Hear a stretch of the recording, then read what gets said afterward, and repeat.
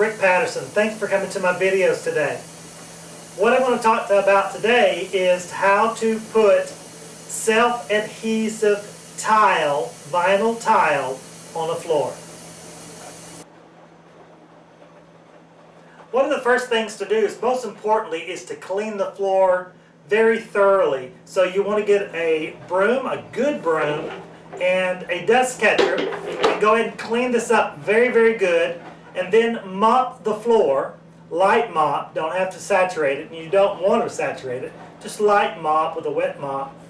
And then once it dries, then we'll go to the next step. Alright, as you can tell, I've already laid the first quadrant down, and what you do is divide your room up into a quadrant, and you start in one quadrant and you do one quadrant at a time.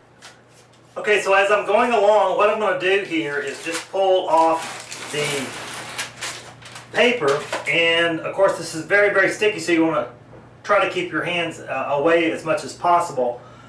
If you notice right here, I've got an arrow that's pointing in a certain direction, so all my arrows are going this way. So when I flip this, I just take this like so and set it into place, make sure that everything's down and press down firmly, and then I'll come back over with it and roll it on. So all I'm going to do is just place it right now, peel it, flip it, make sure it's in the same, all the arrows are going in the same direction, and then we're ready to do this quadrant, this quadrant right here. Then we'll finish on with this one and then do the one up and above you. Okay, as you can tell right here, we're going to be doing a lot of trim work along this edge. I've already got everything now set, and now what we do is just cut around the edges here. So what I'm going to take is, you remember all my arrows go this way, so when I peel the paper off and I flip it over, then all my arrows are pointed in this one direction. So I've got to think about this, how I'm going to lay this, and I want to cut this with the smooth edge here, but cut this off. So how am I going to do that is just take it and go upside down like so, and then pull it up just a little bit, and then make my mark there and make my mark here, and then I take a square, and with the two marks that I've made, I'm going to line this up, make my pencil mark all the way across, and then I've got this. Then what I do is take just a piece of board, anything like this. I'm going to go ahead and make my cut this way. I'll always work with a sharp or a new blade, if you will, and you got to always make sure that you know where your fingers are when you start cutting.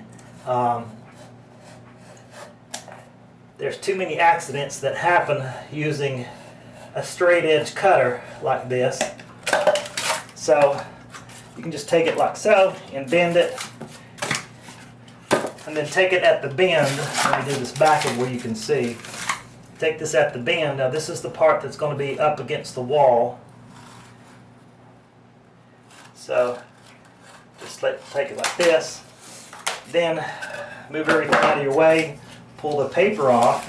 And remember, my arrow is pointed this way, so I'm just flipping it over with my arrow pointed this way. And I take this and put it to match right here. And if it doesn't match when you lay it down, you want to work with it a little bit and get it to a good tight snug there fit.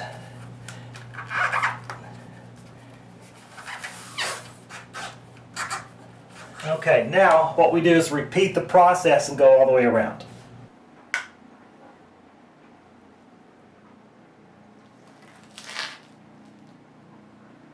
So this is what a finished product would look like on tiling a basement floor. This is Rick Patterson with the Handyman Toolbox. By the way, before you go, I want to encourage you to check out my other videos, and you'll see a link below. Click on it. The 1,000th person that subscribes to thehandymantoolbox.com gets a free tool. Go ahead and register now. See you there.